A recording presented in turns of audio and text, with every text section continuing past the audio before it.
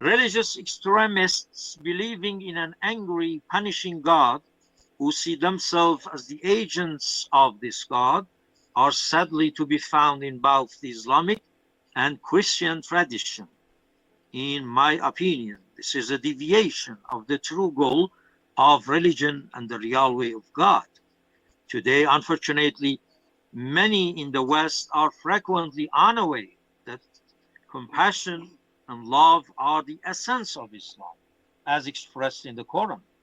There are violent texts in the scriptures of the Judeo-Christian tradition, the book of Joshua and some of the Psalms being fine examples of scriptural violence.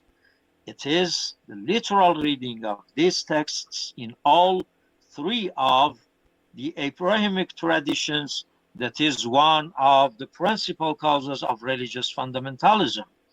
This is why we need a new spiritual and rational interpretation of our religious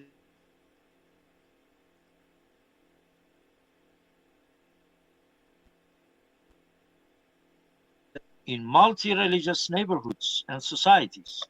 Islam recognizes a plurality of religions and asks Muslims to respect other religions. By and large, Muslims have responded positively to this call, which is evident in the rich historical resources of dialogue that reflect successful communication with all levels of society. Muslims are interested and or involved in building relations with Jews, Christians, and other religious peoples and fellow creations, because the Quran commands Muslims to respect other religions and their followers. The word dialogue is derived from daya, across, through, and logos, conversation, word. Webster's dictionary simply defines dialogue as conversation between two or more people.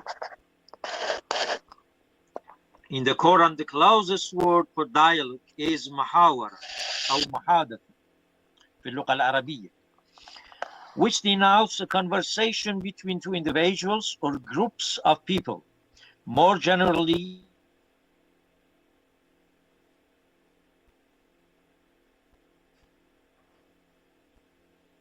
living. Today, dialogue is an undeniable necessity for our world.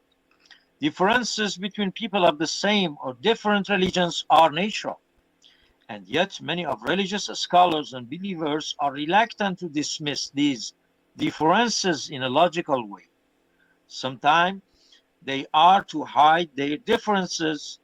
Some believe it is not needed. I believe that the followers of Abrahamic religions should discuss together all their different ideas quite friendly and logically. It does not harm their friendship. It will deepen their ideas and mutual understanding. Jihad means Islam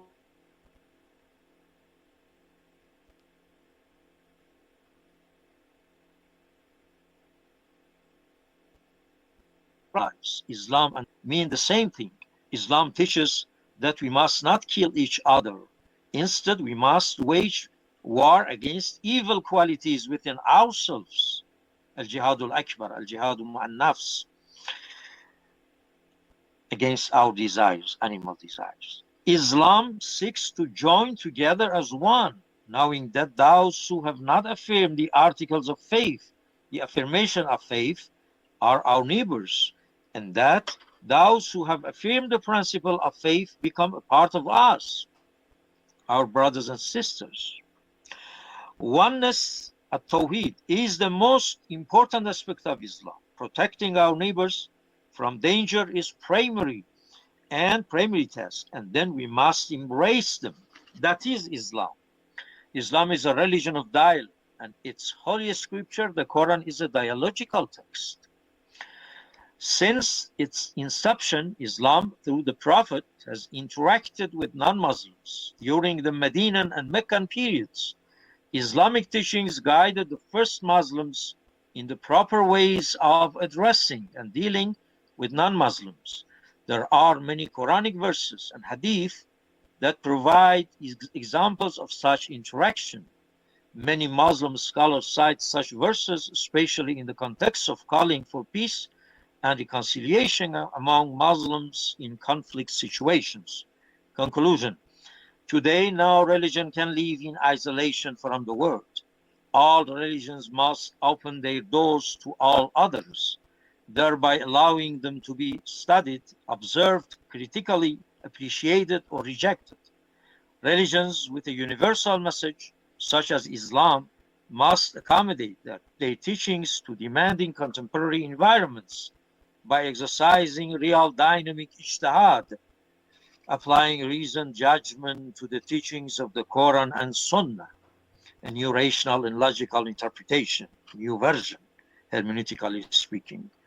In this way, followers of Abrahamic religions can make their religious beliefs and practices understandable and applicable to the modern world and work together to build a new world based on friendship and good understanding.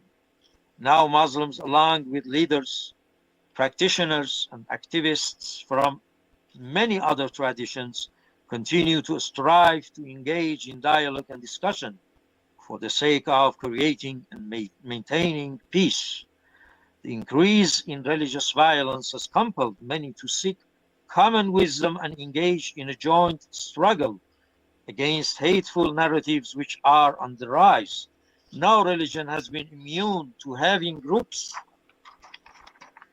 which have committed ghastly acts against others. In some cases, these otherized victims belong to a different religious tradition, but in other cases, they may be individuals and groups belonging to a sect within the same religion.